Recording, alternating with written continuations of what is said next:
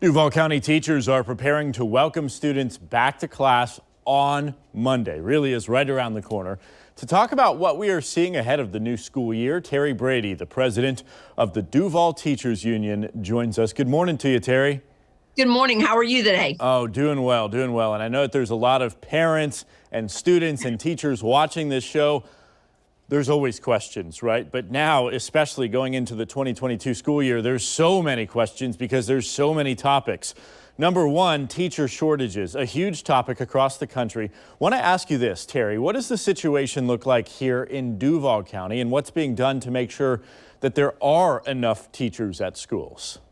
Right now, there's between 300 and 350 vacancies to my knowledge today. It could be more, it could be less, given what the Human Resources Department did yesterday. And they're out there as soon as applicants come in and they meet the qualifications. They're trying to process paperwork as soon as possible, do fingerprinting, and get them in the classrooms to stand before our students. But in lieu of that, they're also spoke to the company that does substitutes, trying to get full-time subs into the positions. The district has also gotten some of their out of classroom instructors to go into the classrooms temporarily to fill those positions so our students can have certified teachers in these classrooms. And then in addition to that, there are others that are going to be subbing. And then we've also made provisions through collective bargaining if we have to split classes. Class sizes will go up, but elementary, middle, and high school might have to split classes so that they have a teacher standing before them to make sure that the students have real high quality instruction going on every day. Yeah, so many challenges, but I know that you're working hard behind the scenes as our school leaders to make sure that these kids get what they deserve. So this summer, the district talked about adopting a new type of teaching certificate, and Florida veterans can now teach in many times without a degree. How do you feel about those moves? How do your members feel about that? And do you think that's truly going to help the teacher shortages here? Well, you do have to have a degree. I want to straighten that out for the military. But you get a 5-year grace period to go take your college classes in the areas of education and to go ahead and get your certification in your subject area tests and general knowledge tests. Anybody we can encourage that wants to teach to come in the classroom, we're in support of.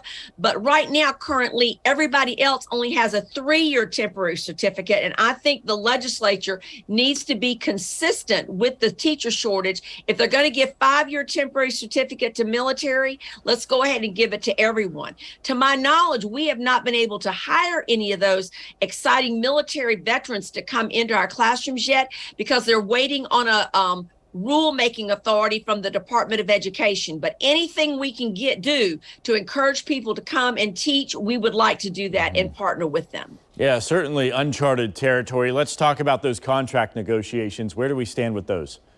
Well, pretty good news. We have a temporary agreement, which means both sides have been meeting. We met and we have a TA or a temporary agreement. Information will be going out to our members and non-members today sometime to ask them to read the ratification packet and to vote yes or vote no. I will share with you right now, and I'm so glad that you brought this up. It will make negotiations a lot easier if we have additional resources and if voters go out and support the referendum that will be on the August 23rd ballot or the early voting ballot. Currently, right now, we have very limited financial resources that have not been targeted or encumbered to go into the different salaries for our employees overall. And in the teacher unit, we are pretty much, I'm trying to be, we have 20 laws that we must implement for salary negotiations. So most of the money goes to beginning salaries, and then whatever's left we spread. And it's not fair to our veteran teachers and those that want to make a commitment for our educators. We as a negotiating team don't want to segregate out new versus veteran. We need to have enough financial resources to encourage everyone to come. Yeah. But I do want to let you know that we did meet the state requirement last year for beginning pay at $47.5. This year we've raised it to 48.7.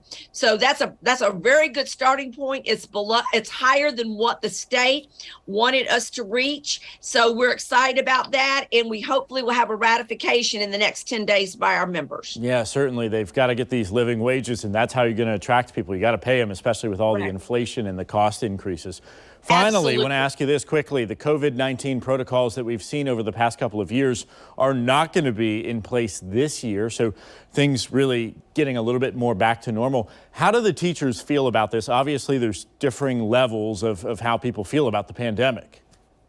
Well, as you know, the legislature has got some pretty stringent guidelines about mask utilizations and also about COVID leave days, things of that nature.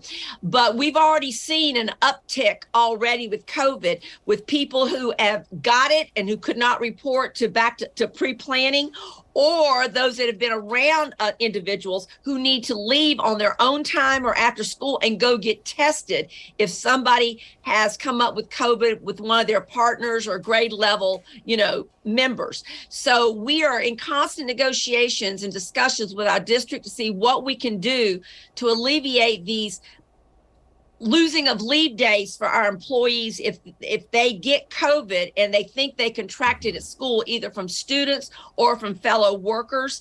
I don't think COVID's going away. We know how to deal with it a little bit better. And so we're going to work within the parameters of the law, but we've got to also take into account that COVID's not going away, and we need to do something to get back up to our employees. Absolutely. Terry Brady, president of the Duval Teachers Union, thank you for your time. You're a wealth of knowledge as always. Well, thank you always for focusing in on public education. We're here, and we're going to be greeting those kids on the first day on Monday. All right, we look forward to it. We'll be right back. Bye-bye.